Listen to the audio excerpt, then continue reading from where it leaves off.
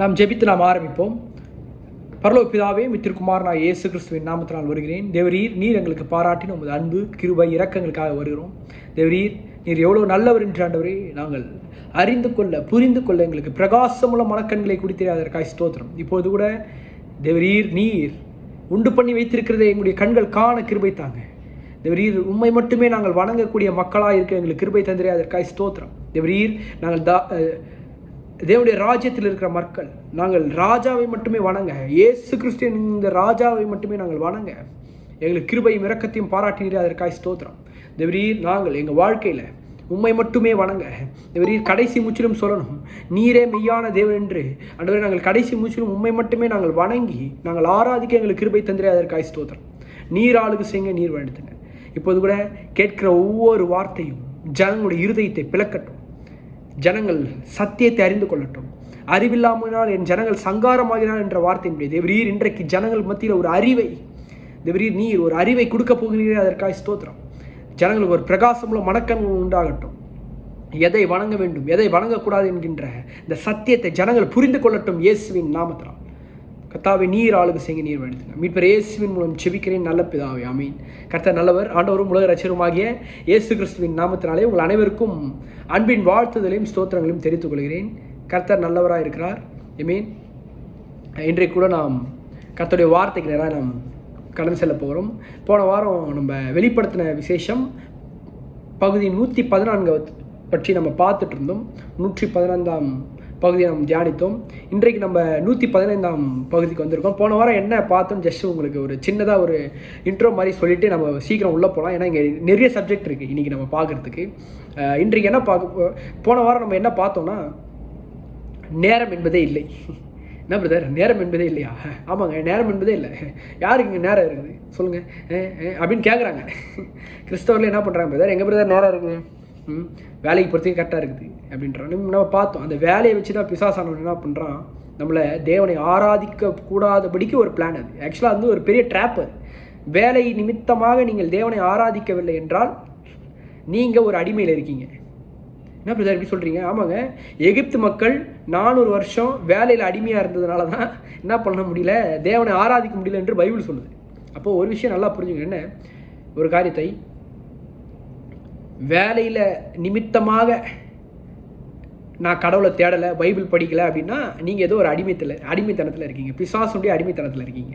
நீங்கள் இன்றைக்கு ஜெபம் பண்ணி கேட்கலாம், பரலோக பிதாவே, இயேசுவின் நாமத்தில் நான் வரேன், வேலையிலேருந்து ஒரு விடுதலை கொடுங்க. யோசிச்சு பாருங்கள், நான் நிறைய பார்த்தோம் போன வாரம், தேவன் நமக்கு நேரத்தெல்லாம் மிச்சம் பண்ணி கொடுத்துருக்காருன்னு பார்த்தோம். நம்ம இந்த மாதிரி உலகத்தில் யாரும் சொல்ல முடியாது, எனக்கு டைமே இல்லைன்னு யாரும் சொல்ல முடியாது. நீங்கள் என்ன பிரதர் சொல்கிறீங்க? ஆமாங்க, யாரும் சொல்ல முடியாது. என்ன மாதிரி டெக்னாலஜி கொடுத்துருக்காரு, என்ன மாதிரி ஒரு டெக்னாலஜி நிறைந்த உலகத்தில் நம்ம வாழ்கிறோம், யாரும் சொல்ல முடியாது எனக்கு நேரம் இல்லை. இல்லைங்க, தாய்மார்கள் கூட சொல்ல முடியாது, பிரதர் வீட்டில் ஒரே வேலையாக இருக்குது. இல்லைங்க, வீட்டில் வேலையெல்லாம் நல்லா ரெடியூஸ் பண்ணுறதுக்கு தான் என்ன பண்ணுறாரு தேவன், மிக்ஸி மாதிரி டெக்னாலஜிலாம் கொடுத்துருக்காரு பாருங்கள். அந்த காலத்தில் உட்காந்து அரைக்கணும்னா எவ்வளோ நேரம் அரைப்பீங்க யோசிச்சு பாருங்கள். ஆனால் இன்றைக்கு ஃப்ராக்ஷன் ஆஃப் செகண்டில் அந்த நேரத்தை மிச்சப்படுத்தி கொடுக்க முடியுது. யோசிச்சு பாருங்கள். எனக்கு நல்லா ஞாபகம் இருக்கு பாருங்கள், கேஸ் வந்தோடனே எவ்வளோ பேருடைய வாழ்க்கை மாற்றப்பட்டது நான் பார்த்துருக்கேன். கேஸ் அந்த அடுப்பு வந்ததுனால இல்லை, அதுக்கு முன்னாடி என்னது ஸ்டவ்வை போட்டு அடிச்சுக்கிட்டு அதுக்கு சாப்பாடு வேக ஒரு 1.5 மணி நேரம் 2 மணி நேரம் ஆகும். யோசிச்சு பாருங்கள். இன்றைக்கு நேரத்தெல்லாம் தேவன் எப்படி மிச்சப்படுத்தி கொடுத்துருக்காரு பாருங்கள். அதெல்லாம் கொஞ்சம் யோசிக்கணும் நம்ம. ஓகே, அதை தான் போன வாரம் பார்த்தோம், நேரம் என்பதே இல்லைன்னு. ஆனால் அந்த நேரத்தை உங்களுக்கு தேவன்கிட்ட கேட்கலாம், தேவரி டைமே இருக்க மாட்டேது எனக்கு உங்கள் ஆராதிக்க ஜெபிக்க, ஒரே வார்த்தை கேட்கணும். இன்றைக்கி ஜெபம் பண்ணி கேட்கலாம், நீங்கள் என்ன வருத்தப்பட்டு பாரம் சுமக்கிறோம், நீங்கள் எல்லோரும் இடத்தில் வாருங்கள். இயேசு சொல்கிறார், எப்பா நீங்கள் எல்லாம் என்கிட்ட வாங்க, நான் உங்களுக்கு டைமை ஃப்ரீ பண்ணி விடுறேன், நான் உங்களுக்கு இளைப்பாறுதல் தருவேன் என்று தமிழில் சொல்லப்பட்டிருக்கு. ஆனால் ஆங்கில வேதாந்தத்தில் I will give the free அப்படின்றாரு. எப்பா டைம் உனக்கு ஃப்ரீயாக இல்லையா, நான் உனக்கு ஃப்ரீ பண்ணி கொடுக்குறேன் அப்படின்றாரு. அப்போ பாருங்கள், இன்றைக்கு ஒரு காரியத்தை நீங்கள் நினைவில் வச்சிங்க, நேரம் என்பது இல்லைன்னு யாரும் சொல்லவே முடியாது, யாரும் சொல்ல முடியாது. எல்லாத்துக்கும் தேவன் நேரத்தை ஃப்ரீ பண்ணி கொடுத்துருக்காருங்க உங்கள் வாழ்க்கையில். ஓகே, இன்றைக்கு நம்ம என்ன பார்க்க போகிறோன்னா, அதே காரியத்தை தான் இன்றைக்கு பார்க்க போகிறோம். வெளிப்படுத்த விசேஷம் 10ஆம் அதிகாரம் 6ஆம் வசனத்தையும் 7ஆம் வசனத்தையும் தியானிக்க போகிறோம். அதில் குறிப்பாக ரெண்டு வசனங்களை வைத்து நம்ம தியானிக்க போகிறோம். இனி காலம் செல்லாது, ஆனாலும் தேவன் தம்முடைய ஊழியக்காரராக தீர்க்கதரிசிக்கு சுவிசேஷமாய் அறிவித்தபடி 7ஆம் தூதனுடைய சத்தத்தின் நாட்களிலே அவன் எக்காலம் உதவுகிற போது தேவ ரகசியம் நிறைவேறும் என்றும், வானத்தையும் அதில் உள்ளவைகளையும் பூமியும் அதில் உள்ளவைகளையும் சமுத்திரத்தையும் அதில் உள்ளவைகளையும் சிருஷ்டித்தவரும் சதா காலங்களிலும் உயிரோடு இருக்கிறவர் மேல் ஆணையிட்டு சொன்னான். யோசிச்சு பாருங்க, தேவ தூதன் சதா காலங்களிலும் உயிரோடு இருக்கிறவர் மேல் ஆணையிட்டு சொல்கிறான், ப்ராமிஸ் பண்ணுறாரு. ஒரு தேவதூதன் என்ன பண்ணுறானாமா, ப்ராமிஸ் பண்ணுறானாமா. யார் மேலே? கடவுள் மேலே ப்ராமிஸ் பண்ணுறானாமா. என்ன ப்ராமிஸ் பண்ணுறான்? ஃபர்ஸ்ட் வசனத்தில் சொல்லப்படுது என்ன, காலம் செல்லாதுன்ற ஒரு ப்ராமிஸ் பண்ணுறாரு தேவதூதன். என்ன காலம் செல்லாது நம்ம பார்த்தோம். கடவுளுக்கு தேவனுடன் உறவாடும் அந்த டைமே இல்லாதனால அதுக்கு பாருங்கள், ரொம்ப ஜாக்கிரதையாக இருக்கணும். ரெண்டாவது, இன்றைக்கி என்ன பார்க்க போகிறோன்னா, தேவராஜ்யம் வரப்போகுது. அதுதான் சொல்கிறாரு பாருங்கப்பா, தேவராஜ்யம் வரப்போகுதுப்பா, அதனால டைமே இல்லைப்பா, கண்டிப்பாக டைம் இருக்காது, சத்தியம் பண்ணி சொல்கிறேன் டைம் இருக்காது அப்படின்றாரு. ஏன்னா காலம் நெருங்குதாமா, தேவன் வரப்போகிறார், நம்ம ஆண்டவராக இயேசு கிறிஸ்து வரப்போகிறார். எத்தனை பேர் நம்புறீங்க? நிச்சயமாக நம்பணும். பாருங்கள், கிறிஸ்தவர்களாக இருப்பீங்க என்றால் இயேசு கிறிஸ்து 2ஆம் வருகை நிச்சயமாக நம்பணும். சில பேர் நான் சொல்கிறாங்க அதெல்லாம் வந்துட்டு போயிட்டாரு, இன்னும் வரல, வரப்போகிறார், நிச்சயமாக நம்மளை கூப்பிட்டு போகிறார். பாருங்கள், ரொம்ப முக்கியம். அப்போது இயேசு கிறிஸ்துவை நம்புறீங்களா? நீங்கள் இயேசு கிறிஸ்துவை நிச்சயமாக நம்புறீங்களா? உங்கள் வாழ்க்கை மாற்றப்படுங்க. இயேசு கிறிஸ்துவை நம்பினா உங்கள் வாழ்க்கை நிச்சயமாக மாற்றப்படும். அப்போ ஒரு காரியம் என்ன, இயேசு கிறிஸ்துவை நீங்கள் நம்புங்க, உங்கள் வாழ்க்கை மாற்றப்படும். எத்தனை பேர் சொல்கிறீங்க இயேசு கிறிஸ்துவை நீங்கள் நம்புங்க, உங்கள் வாழ்க்கை நிச்சயமாக மாற்றப்படும்.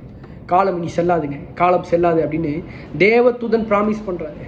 ஒரு தேவதூதன், தேவனை ஆராதித்து கொண்டிருக்கிற ஒரு தேவதூதன் ப்ராமிஸ் பண்ணுறான், காலம் செல்லாதுப்பா நீங்கள் அப்படின்னு சொல்லி ஒரு தேவதூதன் ஆணையிட்டு சொல்கிறாராம். ஓகே, அப்போ பாருங்கள், கொஞ்சம் ஜாக்கிரதையாக எல்லாத்தையும் கவனிக்கணும். நம்ம இன்றைக்கி என்ன பார்க்க போகிறோம்னா, தேவராஜ்யம் வரப்போகுது, அதனால தான் டைமே இல்லை. ஏன்னா பாருங்கள், சிருஷ்டிப்புகள்லாம் இன்றைக்கி ஸ்பீடாக பண்ணுது. ஏன்னா தேவனை எதிர்பார்த்து கொண்டிருக்க ஆவலுடன் இருக்குது எல்லா சிருஷ்டிப்புகளும். எத்தனை பேர் நம்புறீங்க? தேவன் வரப்போகிறாருங்க, அதனாலே நேரம் இல்லையாம்மா. இன்றைக்கி அதான் பார்க்க போகிறோம். போன வாரம் என்ன பார்த்தோம், நான் கடவுள் கூட டைம் ஸ்பெண்ட்றதுக்கு நேரம் இல்லைன்னு பார்த்தோம். இப்போ எப்படி ஆகுதுன்னா, அப்படியே கடவுள் வரப்போகிறாரு அதனால டைம் இல்லை. கடவுள் வரப்போகிறாருங்க, அவர் சீக்கிரம் வரப்போகிறாரு, டைம் இல்லை. பாருங்கள், அதான் தேவன் வரப்போகிறாரு அதனாலே நேரம் இல்லை. பாருங்கள், என்னென்னா இப்படி சொன்னால் உங்களுக்கு நல்லா புரியும். பாருங்கள், எப்படின்னா தேவனுடைய ராஜ்யம் இந்த பூமியில் வரப்போகுது, அதனாலே நேரம் என்பது சீக்கிரமாக போயிட்டுருக்கு. பார்த்தீங்களா? சில பேர் சொல்லுவாங்க டைமே இல்லை, டைமில் வந்துட போகிறாங்க. அதே மாதிரி தாங்க, டைமே இல்லை. இயேசு கிறிஸ்து வரப்போகிறார், அவருடைய ராஜ்யம் வரப்போகுதுங்க. யோசிச்சு பாருங்கள், இருளின் ராஜ்யம் அழிக்கப்படுவதற்காக இந்த உலகத்தில் நேரம் என்பது ரொம்ப ஸ்பீடாக கடந்து போயிட்டுருக்கு. பார்த்துட்டு இருக்கீங்களா? யோசிச்சு பாருங்கள். ஆனால் யோசிக்கிறேன், இப்போ தான் பிறந்த மாதிரி இருக்குது, அதுக்குள்ளே 28 வயசு ஆகிடுச்சு. யோசிச்சு பாருங்கள், திங்கே பண்ண முடியல. பாருங்கள், இப்படின்றதுக்குள்ளே போகுது பாருங்கள். ஏன்னா காலம் கடந்து போகுது, இனி காலம் செல்லாதுன்னா என்ன அர்த்தம்? தேவன் வரப்போகிறாரு. போன வாரம் பார்த்தோம், நேரமே இல்லை பிரதர். இல்லை, நேரம்லாம் இருக்குது, தேவனோட உறவாட நேரம் இருக்குது. ஆனால் இன்றைக்கு என்ன பார்க்குறோன்னா, தேவன் இந்த பூமியில் வரப்போகிறாரு, அதனாலே டைம் என்ன ஆகுதுன்னா சீக்கிரமாக போயிட்டுருக்கு. பாருங்கள், எத்தனை பேருக்கு தெரியுது டைம் சீக்கிரமாக போகுதுங்க? எல்லாம் பக்கத்தில் பார்த்து சொல்கிறீங்களா? டைம் சீக்கிரமாக போகுது, தேவன் வரப்போகிறாரு. ஓகே, அதுவும் எதனால் டைம் ஸ்பீடாக போதாமா, தேவனுடைய ராஜ்யம் இந்த பூமியில் வரப்போகுதுங்க. அதான் இன்றைக்கி பார்க்க போகிறோம். இன்றைக்கி கொஞ்சம் ஆழமான சத்தியங்களை நம்ம பார்க்க போகிறோம். தெரிஞ்சுங்க, நீங்களும் மற்றவர்களுக்கு ஷேர் பண்ணுங்கள். என்னென்னா, மத்தேயு 4ஆம் அதிகாரம் 17ஆம் வசனத்தில் இந்த வசனத்தை அடிப்படையாக தான் வச்சு இன்றைக்கி பார்க்க போகிறோம். என்னென்னா, தேவராஜ்யம் வரப்போகிறது, தேவன் வரப்போகிறாரு. தேவன் வரப்போகிறாருன்னா என்ன அர்த்தம்? அவருடைய ராஜ்யத்தை கூட்டு வரப்போகிறாரு. அவருடைய கிங்டம் சொல்லுவாங்க. அவருடைய ராஜ்யம் இங்கே ஸ்தாபிக்கப்பட போகுது இந்த பூமியில். ஆல்ரெடி உங்கள் உள்ளத்தில் ஸ்தாபிக்கப்பட்டாச்சு தேவனுடைய ராஜ்யம். அதெல்லாம் காட்டுவோம் பாருங்கள்.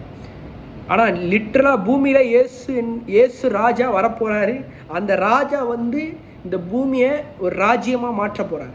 நல்லா புரிஞ்சுக்கணும், நிச்சயமாக வரப்போகிறாருங்க. அதை தான் இயேசு சொல்கிறாரு பாருங்க. மத்தேயு 4ஆம் அதிகாரம் 17ஆம் வசனத்தில் என்ன சொல்கிறாரு? அது முதல் இயேசு மனம் திரும்புங்கள், பரலோக ராஜ்யம் சமீபித்திருக்குது என்று பிரசங்கிக்க தொடங்கினார். பாருங்க,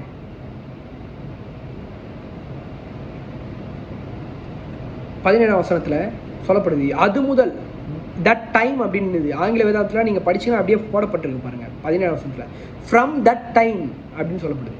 இயேசு கிறிஸ்து அந்த டைமில் சொன்னாராமா, என்ன சொல்கிறாராமா, பரலோக ராஜ்யம் சூன் அப்படின்றது. இங்கிலீஷ் பைபிள்லாம் பார்த்தீங்கன்னா கம்மிங் சூன். பார்த்துருக்கீங்களா? நம்ம ஏதாச்சும் துணி கடை விளம்பரம் ஏதாச்சும் போட்டாங்கன்னா பார்த்தீங்கன்னா கம்மிங் ஜூன் கடை இந்த கம்மிங் ஜூனில் வரப்போகுது அப்படின்னு. இயேசுக்கு சீக்கிரமாக வரப்போகிறாருங்க. அவருடைய ராஜ்யம் சீக்கிரமாக வரப்போகுது. என்னவா வேதம் தெளிவாக சொல்லுது, மனம் திரும்புங்கள். எல்லாம் சொல்லுவோமா, மனம் திரும்புங்கள். யாரை பார்த்து சொல்கிறார் பிரதர்? மனம் திரும்புங்க, பரலோக ராஜ்யம் சமீபத்திற்கு. யாரை பார்த்து பிரதர் சொல்கிறாரு? பிரசங்கிக்க தொடங்கினார் என்று சொல்லப்படுது. இன்றைக்கு அதான் பார்க்க போகிறோம். முதல்ல சில காரியங்கள்லாம் இன்றைக்கு பார்ப்போம்.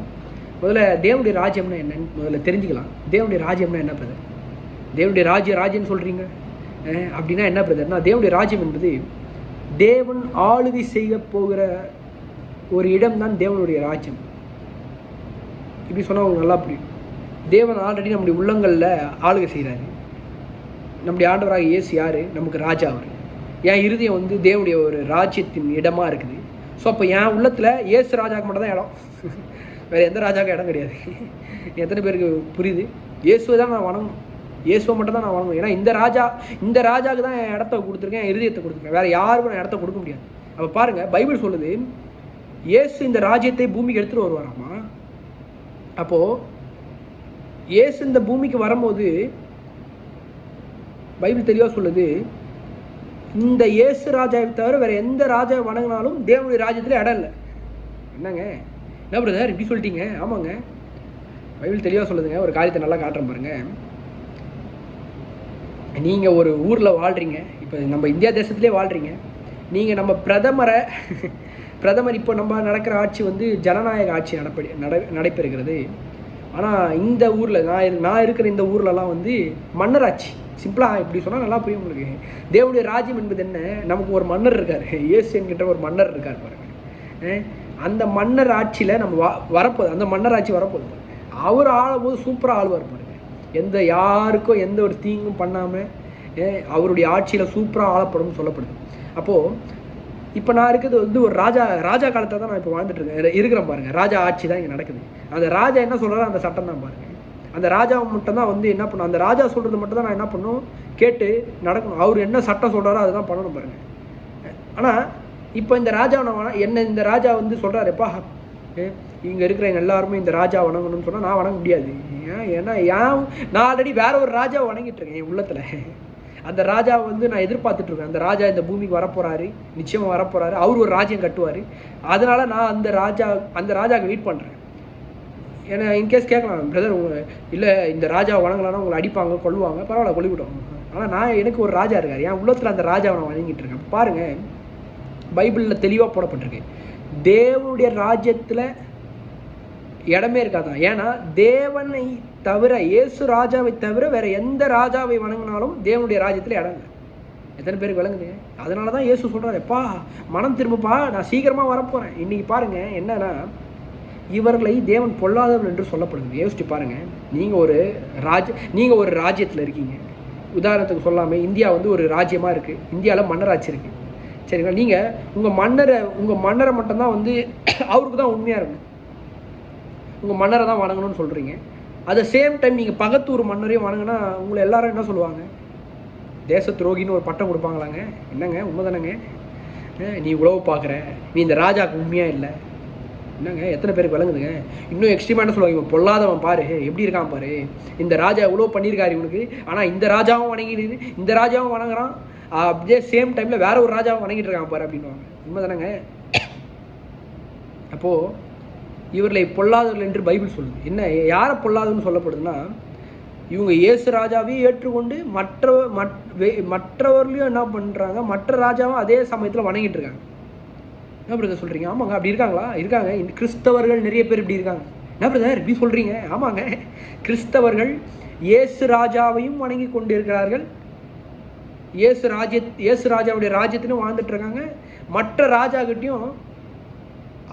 ராஜாவையும் வணங்கிட்டு இருக்காங்க பாருங்க. இப்படி இதுக்கு தான் இயேசு சொல்கிறாரு, எப்பா மனம் திரும்பப்பா, என் ராஜ்யம் வரப்போகுது, சீக்கிரம் பூமிக்கு வரப்போகுது, பார்த்துக்கோ. நான் வந்துட்டேன்னா இயேசுக்கு எல்லாருக்கும் தெரியும் பாருங்க. இயேசுக்கு நல்லா புரிஞ்சுக்கணும், நம்ம ஆண்டவராக இயேசு கிறிஸ்துக்கு நம்முடைய எண்ணங்கள், சிந்தனைகள், இருதயத்தில் நீங்கள் என்னென்ன நினைக்கிறீங்க முதல் கூட எல்லாம் தெரியும். அவர் கண்டுபிடிச்சிருவார். நீ யாரை வணங்கிட்டு இருந்த, எதை வணங்கிட்டு இருந்த, அவருக்கு நல்லா தெரியும் பாருங்கள். இன்றைக்கு ஒரு வாய்ப்பாக பாருங்கள், இயேசு வரப்போகிறாருங்க. நீங்கள் எந்த ராஜாவை வணங்கிட்டு இருக்கீங்க? இயேசு ராஜாவை வணங்குறீங்களா? இல்லை அப்படி தான், நான் இயேசு ராஜாவும் வணங்கிட்டு இருக்கேன், சைடில் வேற ஒரு ராஜாவையும் வணங்கிட்டேன். அப்படி முடியாதுங்க. உங்களுக்கு ராஜ்யத்தில் இடமே கிடைக்காது, இடமே கொடுக்க மாட்டாங்க. ஏங்க பூமியில் இருக்கிற ராஜாவே கொடுப்பாங்களாங்க சொல்லுங்கள்? நீங்கள் ஒரு ராஜாவை வணங்கிட்டு இந்த ராஜாவை தான் வணங்கணும், ஆனால் அட் த சேம் டைம் நீங்கள் என்ன பண்ணுறீங்க, வேறு ஒரு பாருங்கள், வேறு ஒரு ராஜாவை, பாகிஸ்தானில் இருக்கிற ராஜாவை நீங்கள் வணங்க முடியுமா? வணங்கினா உங்களை தேச துரோகின்னு சொல்லுவாங்க, பட்டம் கொடுப்பாங்க, உங்களை பொல்லாதவன்னு சொல்லுவாங்க, உங்களை ரொம்ப கிரிட்டிசைஸ் பண்ணி என்ன பண்ணுவாங்க சொல்ல முடியாது, தூக்கில் கூட போட சான்சஸ் இருக்குது. பைபிளில் அப்படி நடந்திருக்கு. தானியல் காலத்தில் என்ன பண்ணுவாங்க, தானியலை சிங்ககேபில் ஏன் போட்டாங்க? ஷாத்ராக், மேஷாக், ஆபத்நேகோ 3 பேரும் ஏன் அக்கினி சூளையில் போட்டாங்கன்னா ராஜா வணங்காதனால போட்டாங்க. ஏன்னா அவங்களுக்குள்ள வேற ஒரு ராஜா வணங்கிட்டு இருக்காங்க. ஆக்சுவலாக அவங்க எத்தனை பேருக்கு வழங்குதுங்க? கிறிஸ்தவர்களுக்கு சொல்கிறேன் நான், கிறிஸ்தவர்கள் யாராக இருக்கணும், இயேசுவை சொந்த இரட்சகராக, இயேசுவை தெய்வமாக ஏற்றுக்கொண்டவர்கள் யாராக இருந்தாலும் இயேசு ராஜாவை மட்டும் தான் வணங்கும். வேற எந்த ராஜாவையும் வேற எந்த ராணியும் வணங்கினாலும் முடிஞ்சு போச்சுங்க கதை. நீங்கள் நிச்சயமாய் தேவனுடைய ராஜ்யத்தில் இடம் என்பதே இல்லை. நான் சொல்ல, இயேசு சொல்கிறார் தெரியுங்களா? காட்டுற பாருங்க. என்னன்னா, இவங்களை பொல்லாதவர்கள் என்று பைபிளில் இயேசு சொல்கிறார். நான் சொல்லுங்க, எல்லாரும் என்ன பிரதர் இப்படி சொல்கிறீங்க? இல்லைங்க, நான் சொல்லுங்க, இயேசு சொல்கிறாருங்க. ஆண்ட்ரூ எதுவுமே சொல்ல, இயேசு சொல்கிறாரு. இதை இவங்களை பொல்லாதவர்னு இயேசு சொல்கிறாரு. அது மட்டும் இல்லாமல் இப்படி துரோகம் பண்ணுறவங்கள அக்கினியில் போடப்படும் சொல்லப்படுறாங்க. பாருங்கள், இயேசு சொல்கிறார் பாருங்கள். என்னென்னா, மத்தேயு 13:47-50 என்ன சொல்கிற போகிறாங்கன்னா, அன்றியும் பரலோக ராஜ்யம் கடலிலே போடப்பட்ட சகல விதமான மீன்களையும் சேர்த்து வாரிக்கொள்ளும் வலைக்கு ஒப்பாயிருக்கிறது. அது நிறைந்த போது அதை கரையில் இழுத்து உட்கார்ந்து நல்ல விலை கூடையில் சேர்த்து ஆகாத விலை எரிந்து போடுவார்கள். இப்படியே உலகத்தின் முடிவிலே ஒரு நாள் வரப்போகுதுங்க. இயேசு ராஜா வரப்போகிறார். நீங்கள் வணங்கி கொண்டிருக்கிற அந்த ராஜா வரப்போகிறாருங்க. கிறிஸ்தவர்களுக்கு பேசுகிறேன் நான், இயேசுவை தெய்வமாக ஏற்றுக்கொண்டவர்களுக்கு பேசுகிறேன் நான். ஒரு ராஜா, இயேசு ராஜா வரப்போகிறார் இந்த பூமிக்கு. அந்த ராஜா வரும்போது என்ன நடக்குமா? தேவ தூதர்கள் புறப்பட்டு நீதிமான்கள் நடுவில் இருந்து பொல்லாதவர்களை பிரித்துனா யாரை சொல்லப்படுது? இவங்க நீதிமான் மாதிரி ஆக்ட் பண்ணுவாங்க. யார்? இயேசுவையும் ஒரு பக்கம் வணங்கிக்கிட்டு மற்ற ஒன்றையும் இவங்க வணங்கி கொண்டிருப்பாங்க பாருங்க. அவங்களெல்லாம் எப்படி அவங்க பாருங்கள், அவங்க எப்படின்னா கிறிஸ்தவ கூட்டத்திலே இருப்பாங்க. பார்த்துருக்கீங்களா? அவங்களே கிறிஸ்தவ கூட்டத்திலே உட்காந்துருப்பாங்க, இயேசுவையும் வணங்கிட்டு இருப்பாங்க. அதுக்கப்புறம் என்ன பண்ணுறாங்க? அதுக்கப்புறம் போயிட்டு வேறு ஒன்றையும் வணங்குவாங்க பாருங்கள். இவங்கள தான் என்ன சொல்கிறார் பாருங்க, தேவன் நடுவிலிருந்து, நீதிமான்கள் நடுவில் இருந்துன்னா என்னது? கிறிஸ்தவங்கள நீதிமான் பைபிள் சொல்லுது. அவங்க கூடயே உட்காந்துட்டே இருந்துக்கிட்டு இயேசு கடவுளையும் வணங்கிட்டு மற்றவனையும் வணங்குது பாருங்கள். இது இவங்களை பொல்லாதவர் என்று பைபிள் சொல்லுது பாருங்க. அவங்களை என்ன பண்ணுவாராம்மா? நான் சொல்லுங்க, மறுபடியும் சொல்கிறேன். சிலர் யோசிப்பாங்க, என்ன பிரதர் இப்படி பேசுகிறீங்க, என்ன எங்களுக்கு சில பேருக்கு தெரிலங்க. உங்களுக்கு நீங்கள் ஒரு வேளை குற்றப்பட்டால் அதுக்கு நான் ஒன்றும் பொறுப்பாளியாக முடியாது. ஆவியானவர் பேசி கொண்டிருக்கார். அவர்களை அக்கினி சூளையை போடுவார்கள் என்று சொல்லப்படுது. பைபிளே சொல்லுது பாருங்க, 50 வசனத்தில், நடுவில் இருந்து பொல்லாதவர்களை பிரித்து அவர்களை அக்கினி சூளையிலே போடுவார்கள், அங்கே அழுகையும் பற்கடிப்பும் உண்டாயிருக்கும். அப்போது இயேசு கிறிஸ்து தான் ராஜான்னு சொல்லி நீங்கள் இருந்தீங்கன்னா, இயேசு கிறிஸ்து சொல்கிறாரு, மனம் திரும்படியாக அவங்களுக்கு வாய்ப்பை கொடுக்குறாரு பாருங்க. ரொம்ப ரொம்ப முக்கியமான விஷயம் பாருங்கள். இன்றைக்கி 2 விதமான மக்கள் கிறிஸ்துவத்தில் இருக்காங்க. நான் கிறிஸ்துவர்களுக்காக சொல்கிறேங்க, கிறிஸ்தவர்கள் கொஞ்சம் ஜாக்கிரதையாக இருங்க. இன்றைக்கு பிசாசானவன் ஒரு மிகப்பெரிய ஒரு ட்ராப் வச்சுட்ருக்கான், ஒரு மிகப்பெரிய ஒரு கண்ணி, ஒரு வலையில் சிக்க வச்சுட்ருக்கான் எல்லா கிறிஸ்தவர்களையும். தெரியுங்களா உங்களுக்கு? கொஞ்சம் ஜாக்கிரதையாக இருக்கும் கிறிஸ்தவர்கள். என்ன தெரியுங்களாங்க? 2 விதமாக கிறிஸ்தவர்களை பிரிக்கிறான் பாருங்கள். எப்படின்னா, பிசாசானவன் பிரிக்கிறான் பாருங்கள். அவருடைய ராஜ்யம் இந்த பூமியில் வரப்போகுதுன்னு யார் உண்மையாக நம்பி இயேசு தான் என்னுடைய ராஜா, நான் வேறு எந்த ராஜாவுக்கு என் ஹிருதயத்தில் இடம் கொடுக்க மாட்டேன், அப்படி உண்மையாக இருக்கணும் பாருங்கள். இயேசு தான் மெய்யான தேவன் சொல்லி உண்மையாக இந்த ராஜாவை மட்டும் தான் வணங்கணும் பாருங்கள். யார் இந்த 2 விதமான மக்கள்? ஒரு மக்கள் இயேசு கிறிஸ்துவை தெய்வமாக ஏற்றுக்கொள்ளாதவர்கள், அது உங்களுக்கு எல்லாருக்கும் தெரியும். இன்னொரு மக்கள் எப்படின்னா, இயேசு கிறிஸ்துவையும் தெய்வமாக வணங்கிட்டு இருப்பாங்க, மற்ற ஒன்றையும் தெய்வமாக வணங்கிட்டு இருப்பாங்க பாருங்கள். இன்றைக்கி கொஞ்சம் ஆழமாக பார்க்க போகிறோம் சில சத்தியங்களை நான் பார்ப்போம் பாருங்கள். மறுபடியும் சொல்கிறேங்க, மனம் திரும்புங்க, காலம் சமீபமாக இருக்குது. இயேசு சொல்கிறாருங்க, எப்பா என் பரலோராஜ்யம் சமீபித்திருக்குது, டைம் இல்லை, வந்துடும், எப்போ வேணால் வந்துடும். இந்த பாருங்க, இப்போ பேசிகிட்டு இருக்க நேரம் கூட வரலாம், எப்போ வேணால் வரலாம். இயேசு கிறிஸ்து அவர் ஆட்சி வரும்போது நல்லா புரியும். தேவனுடைய ராஜ்யம் வரும்போது ரொம்ப கேர்ஃபுல்லாக இருக்கணும் பாருங்கள். இயேசு கிறிஸ்துவை தெய்வமாக வணங்கி கொண்டு மற்ற ஒன்றையும் தெய்வமாக வணங்கி கொண்டிருப்பவர்கள் இவங்களுக்கு தான் சொல்கிறார் இயேசு கிறிஸ்து. என்னப்பா இவங்களெல்லாம் யாருன்னு சொல்கிறாராம்? இப்பேற்பட்ட ஜனங்களை இயேசு கிறிஸ்து பொல்லாதவன்னு சொல்கிறார். இயேசு சொல்கிறாருங்க, நான் சொல்லுங்க. சிலர் என்ன நினைக்கிறாங்கன்னா, பிரதர் அதெல்லாம் ஒன்றும் கிடையாது, எல்லாம் ஒன்று தான். கேட்டிருக்கீங்களா நீங்கள் இது மாதிரி? அதெல்லாம் ஒன்றும் கிடையாது பிரதர், எல்லாம் ஒன்று தான் அப்படின்னு சில பேர் சொல்கிறாங்க. சிலர் என்ன சொல்கிறாங்கன்னா, அதெல்லாம் ஒன்றும் பிரச்சனை இல்லை பிரதர், அதெல்லாம் உதவி செய்யலாம், அதெல்லாம் ஒன்றும் பிரச்சனை இல்லை, அதிலலாம் ஒன்றும் கிடையாது. இல்லைங்க, நிச்சயமாக பைபிள் சொல்லுதுங்க, இயேசுவை ஏற்றுக்கொண்டு சொந்த இரட்சகராய் ஏற்றுக்கொண்டு இயேசுதான் மெய்யான தேவன் என்று ஏற்றுக்கொண்டு மற்ற ஒன்றை நீங்கள் வணங்கினால் நீங்கள் பொல்லாதவர்கள், உங்களுக்கு தேவனுடைய ராஜ்யத்தில் இடம் இல்லைன்னு இயேசுவை சொல்கிறாரு. ஒன்று. ரெண்டாவது விஷயம், இயேசுவை ஏற்றுக்கொண்டு இயேசுவை சொந்த இரட்சகராக ஏற்றுக்கொண்டு இயேசு தான் எனக்கு வாழ்க்கை கொடுத்தாரு, இயேசு தான் எனக்கு நித்திய ஜீவனை கொடுத்தாரு, இயேசு தான் என் மீட்பர், இயேசு தான் என் தெய்வம்னு சொல்லி நீங்கள் வணங்கிட்டு இயேசுவை நீங்கள் கடவுளாக வணங்கி கொண்டு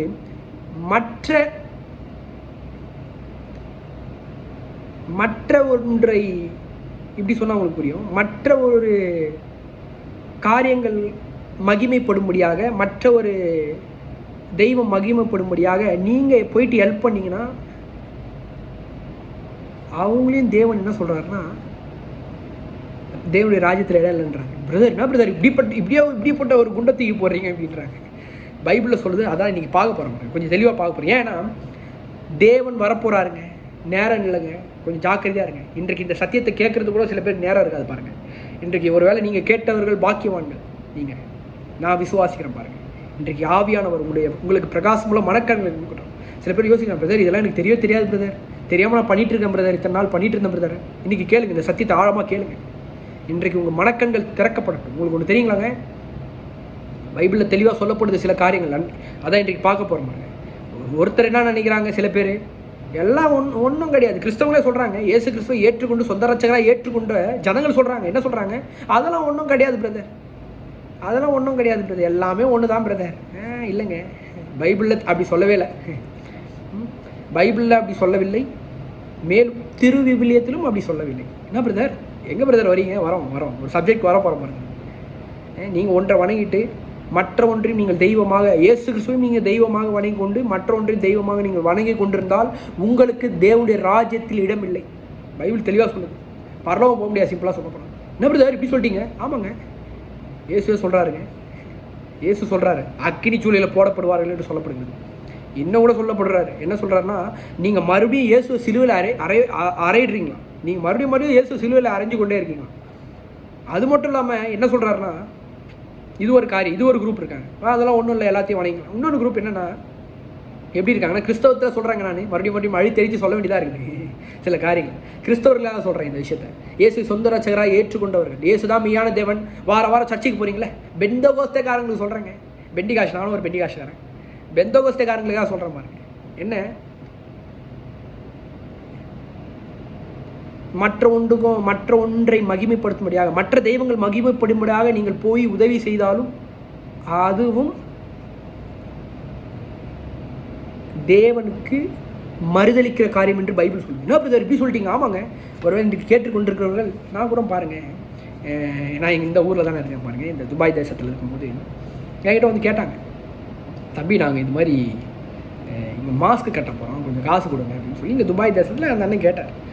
நான் தெளிவாக சொல்லிட்டேன், இல்லை பிரதர், உங்கள் வீட்டுக்கு ஃபங்க்ஷன் வேணால் சொல்லுங்கள், நான் காசு தரேன்.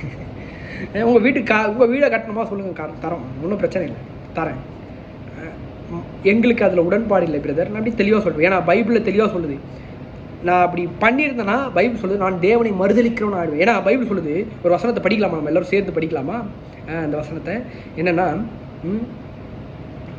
அவர்கள் தீத்து 1:16 அவர்கள் தேவனை அறிந்திருக்கிறோம் என்று அறிக்கை பண்ணுகிறார்கள், கிரியையினாலே அவரை மறுதளிக்கிறாங்க. இதாங்க மறுதளிக்கிறீங்க நீங்கள், யோசிச்சு பாருங்கள். தேவனை தான், இந்த ராஜாவை தான் நான் வணங்கணும், இயேசு என்கின்ற அந்த ராஜாவை தான் நான் வணங்கணும், வேறு எந்த ராஜாவும் என்னால் வணங்க முடியாது, வேறு எந்த ராஜா மகிமைப்படும்படியாக நான் உதவி செய்ய முடியாது, என்னால் முடியாது, சான்ஸே கிடையாது. இல்லை பிரதர், அவங்க ஏதாச்சும் நினச்சிப்பாங்க, நினச்சிக்கிட்டோமே, நீங்கள் தான் சொல்லணும், தைரியமாக சொல்லணுங்க. கிறிஸ்தவர்கள் தைரியமாக இருக்கணும் பாருங்கள். பிரதர் என்ன நினச்சிப்பாங்களோ நினச்சிட்டு போட்டோங்க, ஒன்றும் பிரச்சனை இல்லைங்க. நான் என் ரட்சிப்பை காத்துக்கொள்ளணுமே, நான் என் ரட்சிப்பை காத்துக்கணும், நான் பரலோகம் போகணுமே, ரொம்ப முக்கியமாச்சே. பாருங்கள், இன்றைக்கு சில காரியங்கள் பார்க்க போகிறோம், சில காரியங்கள் அழுத்த திருத்தமாக பார்க்க போகிறோம். என்ன நினைக்கிறாங்க, எல்லாம் ஒன்று தான் அப்படின்னு நினைக்கிறாங்க. என்ன நினைக்கிறாங்கன்னா, உதாரணம் பாருங்கள், கிறிஸ்தவர்கள் சொல்கிறாங்க, கிறிஸ்தவர்கள் இயேசு கிறிஸ்துவை ஏற்றுக்கொண்டவர்கள், அதுவும் இயேசு கிறிஸ்துவ தெய்வமாக ஏற்றுக்கொண்டவர்கள்லாம் நினைக்கிறாங்கன்னா, மரியாளும் கடவுள் தானேங்க அப்படின்னு சொல்கிறாங்க. என்ன பிரதர் அப்படின்னு சொல்கிறாங்க சில பேர். இன்றைக்கு சில விஷயங்களை நம்ம ஆழமாக பார்க்க போகிறோம் பாருங்க. என்ன நினைக்கிறாங்கன்னா, மரியாளும் கடவுள் தானே பிரதர். நான் மறுபடியும் அழுத்தி சொல்கிறேங்க, நாங்கள் கிறிஸ்தவர்களுக்காக பேசுகிறேன், கிறிஸ்தவர்களுக்காக பேசுகிறேன், இயேசு கிறிஸ்துவை சொந்த ரட்சகராக ஏற்றுக்கொண்டவர்களுக்காக சொல்கிறாங்க. இயேசு வாரம் சர்ச்சைக்கு போகிறீங்களா, திருவிருந்து எடுக்கிற கிறிஸ்தவர்களுக்கு சொல்கிறேன். அவங்க என்ன நினைக்கிறாங்கன்னா, எல்லாமே ஒன்று தான் நினைக்கிறாங்க. என்னென்னா, மரியாளும் கடவுள் தானே பிரதர் என்று சொல்கிறாங்க. அவங்களும் தேவனுடைய கிருபை பெற்று அவங்களும் கடவுள் தானே பிரதர். பைபிளில் தெளிவாக சொல்லப்பட்டிருக்கு. அதுவும் ஓப்பன் சேலஞ்சுங்க. இன்றைக்கி கேட்டுக்கொண்டிருக்க யாராக இருந்தாலும் சரிங்க, ஓப்பன் சேலஞ்ச். பைபிளில் பரிசுத்த வேதாகமத்திலும் திரு விவிலியத்திலும் எங்கேயும் மரியாளை வணங்க வேண்டும் என்றும், மரியாள் அவர்களை கடவுளாக ஏற்றுக்கொள்ள வேண்டும் என்றும், மரியாள் மூலமாக ஜபம் பண்ண வேண்டும் என்றும் திரு விவிலியத்திலும் எங்கும் சொல்லப்படவில்லை. Open challenge. நீங்கள் காட்டுங்க, நிச்சயமாக நாங்கள் நம்புகிறோம், நிச்சயமாக நான் ஏற்றுக்கிறேங்க, ஆண்ட்ரூ ஏற்றுக்கொள்வோம். நிச்சயமாக பைபிள்லேயும் சரி திரு விவிலியத்திலும் சரி எங்கேயும் போடப்படவில்லை. என்ன பிரதர் எப்படி பேசுகிறேன்? ஆமாங்க, ஓப்பன் சேலஞ்சுங்க, ஓப்பன் சேலஞ்ச். அப்போ ஒரு விஷயத்தை நல்லா புரிஞ்சுக்கணும். பைபிளை படிக்கணுங்க, திருவிவிலியத்தையும் படிங்க. நீங்கள் படித்தாலே போதுங்க, உங்களுக்கு விளங்கிடும். என்ன, மரியாள் ஒரு மிகப்பெரிய கிருபை பெற்ற ஒரு மரியாதை மாதிரி ஒரு விசுவாசம் அந்த காலத்தில் யார் எந்த ஒரு பெண்மணிக்கும் இல்லைங்க. இயேசுவே சொல்கிறாரு, மரியாள் கிருபை பெற்றவெல்லாம் என்ன அர்த்தம்ப்பா, நீ இந்த மாதிரி ஃபெய்த்தாக இருந்திருக்கியம்மா அப்படின்னு சொல்கிறாரு பாருங்க. கிருபை பெற்றிருக்காங்க மரியாள்.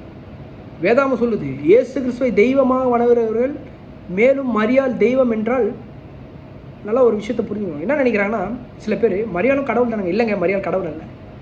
திருவிவிலியத்திலும் எங்கும் சொல்லப்படவில்லை, வேதாமத்திலும் எங்கும் சொல்லப்படவில்லை. இன்னும் வேதாமம் என்ன சொல்லுதுன்னா, மரியாளே இயேசுவை கடவுள் என்று சொல்லி ஆராதித்தார்கள் என்று சொல்லப்படுது. வசனத்தை காட்டுறேன், திருவிவிலியத்திலேருந்து எடுத்து வசனங்களை காட்டுறேன் பாருங்க. சிலர் நினைக்கிறாங்க, நல்லா ஒரு கேள்வி உங்களுக்கு வைக்கிறேன் பாருங்க. ஒருவேளை பிரதர் நாங்கள் அறியாமல் பண்ணிட்டு இருக்கோம்னா, இன்றைக்கு இயேசு கிறிஸ்துக்கிட்ட மனம் திரும்பணும், உங்கள் வாழ்க்கை மாற்றப்படும். சிலர் என்ன நினைக்கிறாங்கன்னா, நல்லா ஒரு காலத்தை புரிஞ்சுங்க, மரியாதை நீங்கள் தெய்வம்னு சொன்னீங்கன்னா, மரியாதை அவர்களை நீங்கள் தெய்வம் என்று சொல்லீர்கள் என்றால், மரியாதை பெற்ற அவங்க தாயும் தெய்வமாக தான் மாற்றப்படும். என்ன பிரதர், உண்மை தானேங்க? மரியாள் கடவுளாக இருந்தால் மரியாதை பெற்ற அவங்க அம்மாவும் கடவுளாக தான் இருக்கணும் அப்படின்னு பார்த்தா யோசேப்போ கடவுளாக மாறணும் பாருங்க. ஓகே, யோசேப்பை விட்டுருங்க, யோசேப்பை அவர் கேட்டகரி விட்டுருங்க. அப்படின்னு பார்த்தா தாவீது வம்சத்தில் தான் இயேசு கிறிஸ்து வராரு, தாவீதும் கடவுளாக மாறப்படணும். அப்படின்னு பார்த்தா ஆதாமும் கடவுளாகிடும், அப்போ நீங்களும் நானும் கடவுள் தான் அப்படின்னு சொன்னாங்க. உண்மை தானேங்க? எத்தனை பேருக்கு விளங்குதுங்க? நல்லா ஒரு காரியத்தை புரிஞ்சு வச்சுக்கணுங்க. பார்க்குற ஒரு வசனம், சில வசனங்களை நம்ம பார்க்க போகிறோம் பாருங்க. திருவிவிலியத்திலேருந்தே பார்க்க போகிறோம். திருவிவிலியம் லூக்கா எழுதின நற்செய்தியில் சொல்லப்பட்டிருக்கு. காட்டுறேன் பாருங்க, உங்களுக்கு படிக்கிறேன். 2:11 படிக்கிறேன். ஏன் நம்ம பைபிளில் படிக்கலைன்னா சில விஷயங்களை காட்டலான்னு தான் பாருங்கள். திருவிவிலியத்திலும் பாருங்கன்னா நிறைய நோட்ஸ் திருவிவிலியத்திலேருந்து எழுப்ப பாருங்கள். ஏன்னா மொழிபெயர்ப்பு அழகாக சொல்லப்பட்டிருக்கும். திருவிவிலியத்தில் பொது மொழிபெயர்ப்புன்னு சொல்லப்பட்டிருக்கும். பொது மொழிபெயர்ப்பில் அருமையான வார்த்தைகள்லாம் சொல்லப்பட்டிருக்கும் பாருங்கள். சில காரியங்கள் சொல்கிறேன் பாருங்கள். என்னென்னா, திருவிவிலியமில் பொது மொழிபெயர்ப்புன்னு சொல்லி கேத்தலிக் கேலரி பைபிளில் சொல்லப்பட்டிருக்கு. கேத்தலிக் பைபிளில் சொல்லப்பட்டிருக்கு பாருங்க. லூக்கா எழுதின நற்செய்தியில் இப்படியே சொல்லப்பட்டிருக்கு. என்ன சொல்லப்பட்டிருக்குன்னா, படிக்கிறேன் பாருங்க. லூக்கா எழுதின நற்செய்தி 2ஆம் அதிகாரம் 11ஆம் வசனத்தில் படிக்கிறேன் பாருங்க. நான் 100% பரிசுத்த வேதாந்தத்தை தான் படிக்கிறேன் பாருங்க. இந்த பொது மொழிபெயர்ப்பில் வார்த்தைகள் கொஞ்சம் ஜனங்களுக்கு புரியும்படியாக சொல்லப்பட்டிருக்கும் பாருங்க. அதுக்காக ரெஃபர் பண்ணுவோம் பாருங்க இந்த திருவிவிலியம். அதுக்குன்னு நான் முக்கால்வாசி இதெல்லாம் உட்காந்துருக்க மாட்டேன். நான் ஜஸ்ட் ரெஃபரிங் தான். நான் பரிசுத்த வேதாந்தத்தை முழுக்க நம்புகிறேன். இந்த வேதாந்தத்தில் சத்தியத்தை நம்புகிறேன். இது அப்போ பாருங்கள் ஒரு விஷயத்தை. லூக்கா நற்செய்தி 2ஆம் அதிகாரம் 11ஆம் வசனத்தில் இப்படி சொல்லப்படுது பாருங்க. திருவிவிலியத்தில் சொல்லப்படுதுங்க. என்ன சொல்லப்படுதுன்னா, இன்று ஆண்டவராகிய மேசியா என்னும் மீட்பர், நல்லா அந்த வார்த்தையை நல்லா புரிஞ்சுக்கணும். ஆண்டவராகிய மேசியா என்னும் மீட்பர் உங்களுக்கு தாவீதின் ஊரில் பிறந்திருக்கிறார். ஓகே, அப்படியே வச்சுருக்கீங்களா? அப்படியே மைண்டில் வச்சுங்க. யார் பிறக்க போகிறாரா? மீட்பர் பிறக்க போகிறார். மீட்பர் யார்? இயேசு. தாவீதின் ஊரில் யார் பிறந்தார்? இயேசு தானே பிறந்தார். கரெக்டாங்க? ஓகேவா? இயேசு தானே பிறந்தார். இப்போ பாருங்கள், மரியாள் ஒரு ஸ்டேட்மெண்ட் கொடுக்குறாங்க பாருங்கள். என்ன ஸ்டேட்மெண்ட் கொடுக்க போகிறாங்கன்னா, லூக்கா 1ஆம் அதிகாரத்தில் மரியாளே சொல்கிறாங்க. என்ன சொல்கிறாங்க? இயேசு தான் என் மீட்பர், இயேசு தான் என் கடவுள்னு மரியாள் சொல்கிறாங்க. காட்டுறேன் பாருங்க. திருவிவிலியம் 1ஆம் அதிகாரம், திருவிவிலியத்தில் லூக்கா எழுதின நற்செய்தி 1ஆம் அதிகாரம் 46-47 சொல்கிறாங்க பாருங்க. அதை கேட்ட மரியா பின்வருமாறு கூறினார். என்ன கூறினாரா? ஆண்டவரை எனது உள்ளம் போற்றி பெருமைப்படுத்துகிறது, என் மீட்பராம் கடவுளை நினைத்து எனது மனம் பெருவகை கொள்கின்றது. யோசிச்சு பாருங்க, மரியாள் சொல்றாங்க, எப்பா என் மீட்பர் இயேசுவை நினைச்சு, கடவுளை நினைச்சு, அந்த வார்த்தை அப்படி சொல்றாங்க பாருங்க. என் மீட்பராம் கடவுளை நினைத்து. மீட்பராம்னா யார்? நம்ம பார்த்தோம் லூக்கா 2ஆம் அதிகாரம் 11ஆம் வசனத்தில் யாரை மீட்பர்னு சொல்லப்படுது? இயேசுவை சொல்லப்படுது மீட்பர் என்று. அப்போ மரியாள் பாருங்க, மரியாள் இயேசுவை கடவுள் என்று வணங்கி துதிக்கிறாங்க. அது மட்டும் இல்லாமல் மரியாள் என்ன சொல்கிறாங்களாமா? இயேசுதான் மீட்பர்னு சொல்கிறாங்க. யோசிச்சு பாருங்க, மரியாளுக்கே மீட்பர் தேவை, ரொம்ப முக்கியம். இயேசுதான் அந்த மீட்பருங்க, நல்லா புரிஞ்சுக்கணும். அப்போது ஒரு காரியத்தை நல்லா கிறிஸ்தவருக்கு புரிஞ்சுக்கணும். கிறிஸ்தவர்களுக்கு சொல்கிறாங்க, நான் கிறிஸ்தவருக்கு அழித்து திருத்தமாக சொல்கிறேன். வேதாகமத்திலையும் திருவிவிலியத்திலும் மரியாளை வணங்க வேண்டும் என்றும், மரியாளிடம் ஜெபம் பண்ண வேண்டும் என்றும், மரியாளை கடவுள் என்றும் எங்கும் சொல்லவில்லை. பைபிளில் தெளிவாக சொல்லப்பட்டிருக்கு, திருவிவிலியத்திலும் தெளிவாக சொல்லப்பட்டிருக்கு. நம்ம பார்த்தோம், மரியாள் அவர்களே என்ன பண்ணுறாங்களாமா? இயேசு கிறிஸ்துவை பார்த்து இவர் தான் என் மீட்பர், இவர் தான் என் கடவுள் அப்படின்னு சொல்லி நினச்சி மனம் மகிழ்ந்து துதிச்சு பாடி ஜெபம் பண்ணுறாங்க பாருங்க. அப்போது ஒரு காரியத்தை நல்லா புரிஞ்சுக்கணும். சில விஷயங்கள் இன்றைக்கு பாருங்கள், இது பெரிய ட்ராப்புங்க. பிசாசானவன் கிறிஸ்தவில் இது மாதிரி மயக்கிட்டு இருக்கான் பாருங்க. இப்பேற்பட்ட சில காரியங்களை வைத்து பிசாசானவன் மயக்கிட்டு இருக்கான். ஒருவேளை நீங்கள் பிரதர் நான் அறியாமல் பண்ணிட்டேன் பிரதர், எனக்கு தெரியல பிரதர்னா, இன்றைக்கு மனம் திரும்பு. அதான் இயேசு சொல்கிறார், பா மனம் திரும்புங்கள், பரலோக ராஜ்யம் சமீபித்திருக்குப்பா, டைம் இல்லை, சீக்கிரம் திரும்பிடு. யோசிச்சு பாருங்கள், இன்றைக்கு உங்களுக்கு தேவ சத்தம் கேட்டுக்கொண்டிருக்குதா உங்கள் காதுகளில்? இன்றைக்கு நான் பேசலைங்க, நான் ரொம்ப ஃபீல் பண்ணி சொல்கிறேன் பாருங்க. இயேசு ஆவியானவர் எனக்குள்ளேருந்து வெளிப்படுறார். நான் அதை விசுவாசத்தோடு சொல்கிறேன் பாருங்க. இன்றைக்கு வாயிலிருந்து வருகிற வார்த்தைகள் என்னுடைய வார்த்தைகள் இல்லைங்க, ஆவியானவர் சொல்கிறாரு. உங்களுக்கு காதுள்ளவர்கள் கேட்க கடவார்கள். இன்றைக்கு கேளுங்க, வாழ்க்கை மாற்றப்படட்டும். மனம் திரும்புங்க, தேவன் விசாரிப்பாருங்க, நிச்சயமாக விசாரிப்பார். ஒரே ஒரு பாவத்துக்கு மட்டும்தான் தேவன் 3ஆம் 4ஆம் தலைமுறை மட்டும் விசாரிப்பாங்க. என்ன இப்பேற்பட்ட தேவனையும் வணங்கிட்டு இயேசுவையும் வணங்கிட்டு நான் மற்றதையும் வணங்கிட்டு இருக்கேன், இயேசுவையும் வணங்கி கொண்டு மற்ற காரியங்கள் மகிமைப்படும்படியாக, மற்ற தெய்வங்கள் மகிமைப்படும்படியாக அதுக்காக உதவி செஞ்சிட்ருக்கேன்னா நிச்சயமாய் தேவன் 3ஆம் 4ஆம் தலைமுறை மட்டும் விசாரிப்பாருங்க. பைபிள் சொல்லுது, நான் சொல்ல. ஒரு காரியத்தை நல்லா புரிஞ்சுக்கணும். நான் வசனத்தையும் அந்த காட்ட போகிறேன் பாருங்க. சில வசனங்கள் அப்போ ஒரு காரியம் நல்லா புரிஞ்சுக்கணுங்க. வேதாந்தத்திலையும் எங்கே போடப்படலை, திருவிவிலியத்திலும் எங்கும் சொல்லப்படலை. சொன்னால் நாங்கள் நிச்சயமாக ஏற்றுக்கிறோங்க, நாங்கள் ரெடிங்க, ஏற்றுக்க. எங்கேயும் சொல்ல. என்ன பிரதர் சொல்கிறீங்க? ஆமாம், அங்கே எங்கேயும் சொல்ல, பைபிளில் எங்கேயும் சொல்ல, திருவிவிலியத்திலும் எங்கேயும் சொல்லப்படவில்லை. மரியாளை வணங்க வேண்டும் என்றும் எங்கும் சொல்லப்படவில்லை. மரியாள் கடவுள் என்றும் எங்கும் சொல்லப்படவில்லை. இன்னும் சொல்லப்போனால் திருவிவிலியத்தில் என்ன சொல்லப்படுதுன்னா, மரியாளுக்கு பின்பு 4 மகன்கள் பிறக்கப்பட்டிருக்குன்னு சொல்லப்பட்டிருக்கு பைபிளில். பிரதர் என்ன பிரதர் சொல்கிறீங்க? சரிங்க, எங்கள் பைபிளில் உங்கள் பரிசுத்த பைபிள்லாம் நாங்கள் இது பண்ண முடியாது. ஓகே, உங்கள் திருவிவிலியத்தில் சொல்லப்பட்டிருக்கு, காட்டுற பாருங்க. மத்தேயு 13ஆம் அதிகாரம், மத்தேயு எழுதின நற்செய்தியில் பாருங்கள் சொல்லப்பட்டிருக்கு. மத்தேயு எழுதின நற்செய்தியில் இப்படியே சொல்லப்பட்டிருக்கு. மத்தேயு நற்செய்தி திருவிவிலியத்தில் மத்தேயுவில் படிக்கலாம் பாருங்கள். மத்தேயு 13ஆம் அதிகாரம், எல்லோரும் சேர்ந்து படிப்போமா? மத்தேயு திருவிவிலியம், மத்தேயு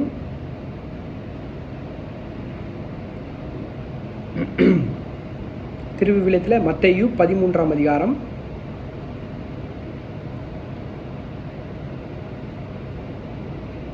பாருங்கள், லோட் ஆக மாட்டேது.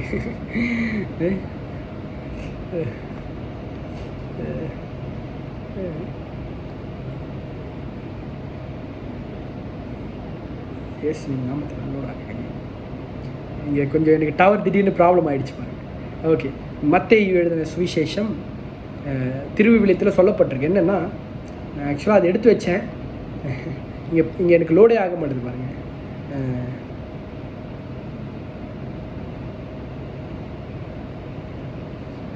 ஓகே, மத்தேயு எழுதின சுவிசேஷம் 13ஆம் அதிகாரம் 53, 58 இப்படியா சொல்லப்படுகிறது திருவிவிலியத்தில். என்னென்னா, அவருக்கு 4 மகன்கள் இருந்தார்கள். சகோதரிகள் எத்தனை பேருன்னு தெரில.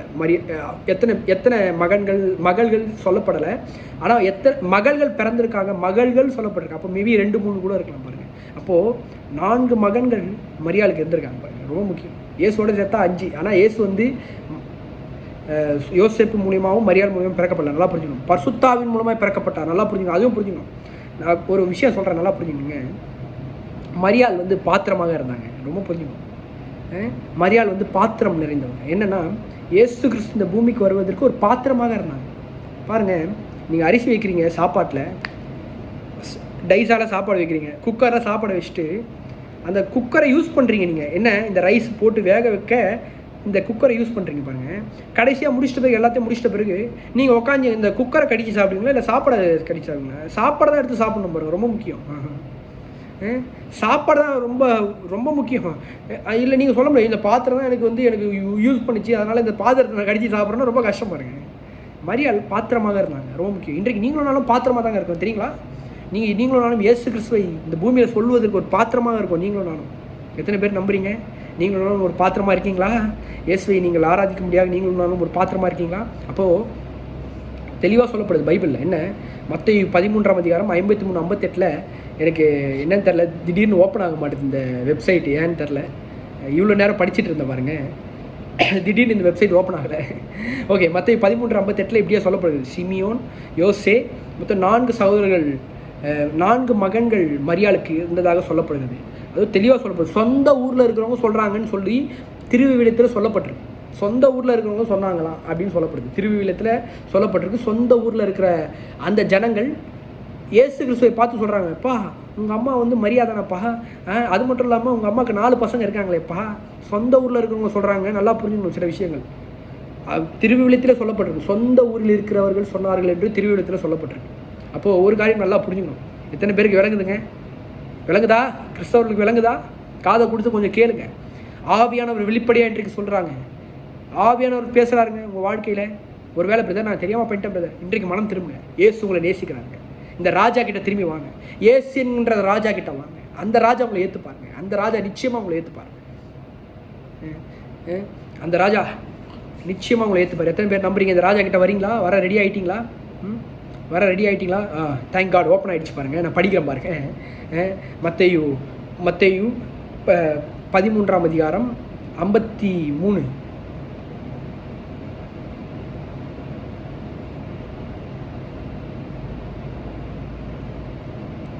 ரொம்ப ஸ்லோவாக இருக்குது இன்டர்நெட்டிங்க. நான் திருவிவிலியமே ஓப்பன் பண்ணி படிக்கிறேன் பாருங்கள். மத்தேயு படிக்கிறேன் பாருங்கள். மத்தேயு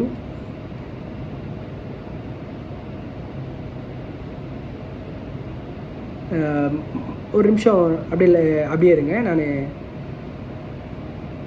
நான் படிக்கிறேன் பாருங்கள். தமிழ்லேயே படிக்கிறேன், உங்களுக்காக தமிழ்லேயே படிக்கிறேன். திருவிவிலியத்தை தமிழ்லேயே படிக்கிறேன் நான்.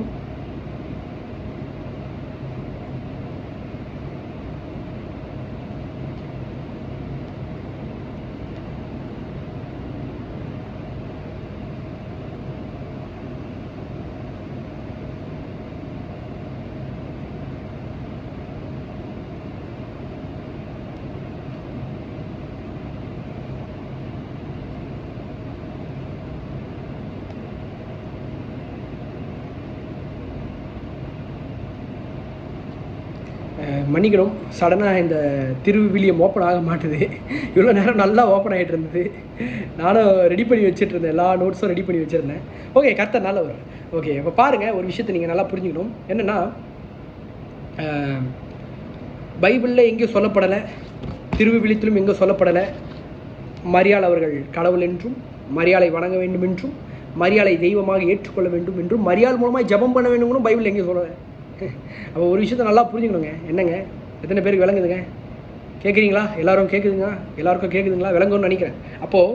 அப்பா தேங்க் காட், ஓப்பன் ஆகிடுச்சிங்க. கத்த நல்லா பாருங்கள். நான் ஏன் இவ்வளோ நேரம் வெயிட் பண்ணுறேன்னா, அந்த வசனத்தை காட்டுறதுக்காக வெயிட் பண்ணுறேன் பாருங்கள். மத்தேயுல சொல்லப்படுது பாருங்கள். மத்தேயுல இப்படியே சொல்லப்படுகிறது. என்ன, இப்படியே சொல்லப்படுகிறது. மத்தேயுவில் பாருங்கள், மத்தேயு 13ஆம் அதிகாரம் 53ஆம் வசனத்தில் சொல்லப்படுது பாருங்கள், விண்ணரசின் அமைப்பு சொந்த ஊரிலே இயேசு புறக்கணிக்கப்படுதல். சொந்த ஊரில் சொல்கிறாங்க, என்ன சொல்கிறாங்க பாருங்கள், தாமது சொந்த ஊருக்கு வந்து அங்குள்ள தொழுகை கூட்டத்தில் அவர்களுக்கு கற்பித்தார். அதை கேட்டவர் வியப்பில் ஆழ்ந்தார்கள். அவர்கள் எங்கிருந்து இந்த ஞானம் இவருக்கு வந்தது, எப்படி இந்த வல்ல செயல்களை செய்கிறார், இவர் தச்சவுடைய மகன் அல்லவா, இவருடைய தாய் மரியா என்பவர் தானே, யாக்கோபு, யோசேப்பு, சீமோன், யூதா ஆகியோருடைய சகோதரர் அல்லவா.